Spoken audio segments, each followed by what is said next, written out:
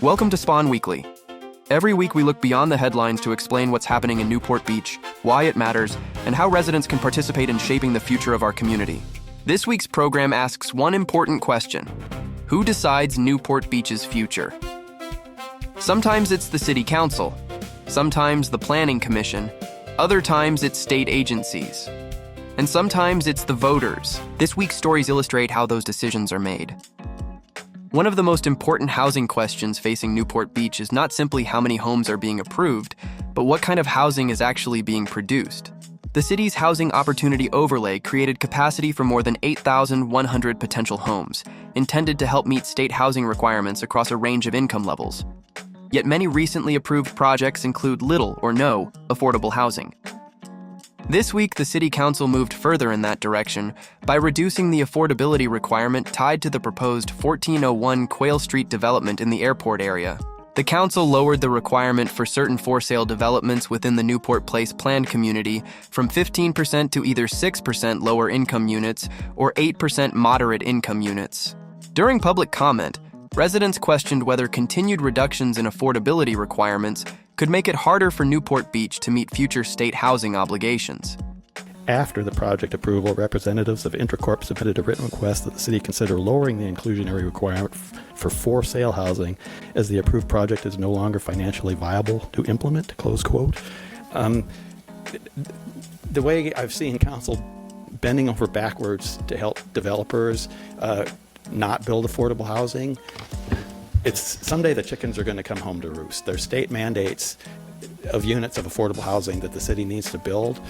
The continued reduction of inclusionary requirements, and then for other developers, the in lieu fees. And I just hope that you'll look into the future. There's going to be other people sitting here. Somebody's going to have to address the state mandates. It just can't be kept putting off. But to go from 30% in 2006 down to 6 and 8 for this particular area, it's going to be a problem. The council approved the ordinance and an override of the Airport Land Use Commission's inconsistency finding by a 5-0 vote. Although the Newport Place requirement and the Housing Opportunity Overlay are separate programs, they raise the same larger question. If more housing is approved primarily at market rate, how will Newport Beach meet the affordable housing goals in its certified housing element? Residents deserve a clear explanation of how these policies fit together and whether the housing being approved is producing the results the city promised. Housing policy is shaped not only through city council votes, but sometimes directly by residents. That brings us to another major housing issue now facing both the courts and Newport Beach voters. One of Newport Beach's most significant civic stories this week involves the Responsible Housing Initiative.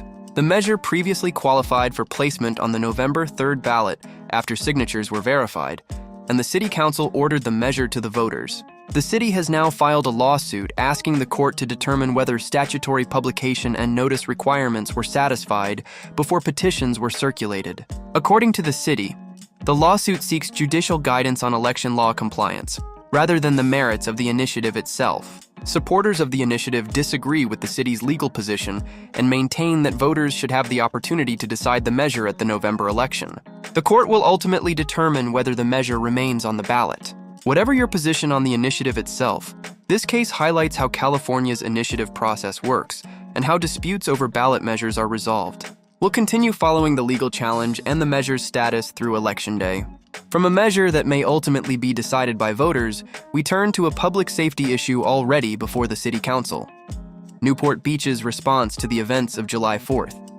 The City Council held an extended review of the events on the Balboa Peninsula over the 4th of July weekend. Police and fire officials reviewed the size of the crowds, arrests, mutual aid, and efforts to restore order.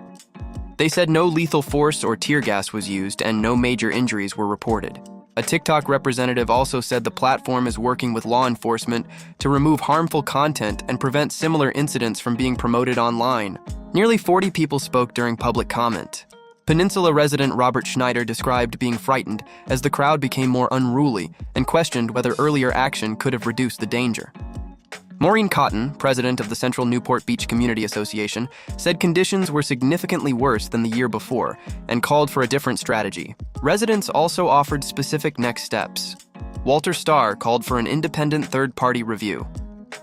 Nancy Gardner urged the city to examine evacuation and emergency planning year-round, while Nancy Scarborough proposed a permanent citywide safety committee.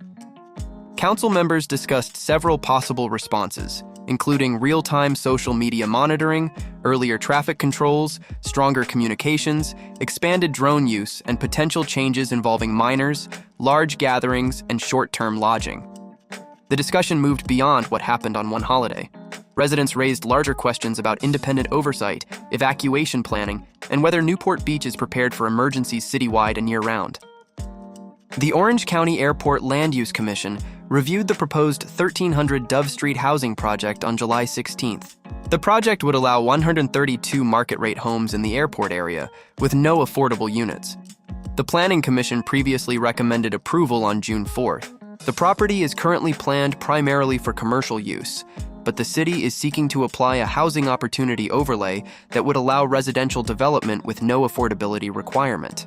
During recent public comment, one resident pointed to the original purpose of the city's housing planning and noted that the airport area was identified as one of the places where meeting state affordability requirements was expected to be accommodated. It has slowly dawned on me from the last two Planning Commission meetings that this is really irrelevant in staff's view because we now have no requirement there because the previous council has approved. In approving those 8,174, they approved something called a housing overlay. The housing overlay has no requirement to build any affordable housing, even though it's supposed to accomplish those 3,000 we need to build. The Airport Land Use Commission unanimously approved of the zoning changes. The decision moves another major airport area housing project closer to approval and highlights the growing tension between how much housing Newport Beach is approving and whether that development is producing the mix of housing originally planned for. After several difficult questions involving housing, regional oversight, and public safety, we turn to the civic and cultural life that continues bringing Newport Beach together. Not every important story involves controversy. This week, Whitty Hall hosted its first formal musical performance as part of the Friends of the Library's Sunday musical series.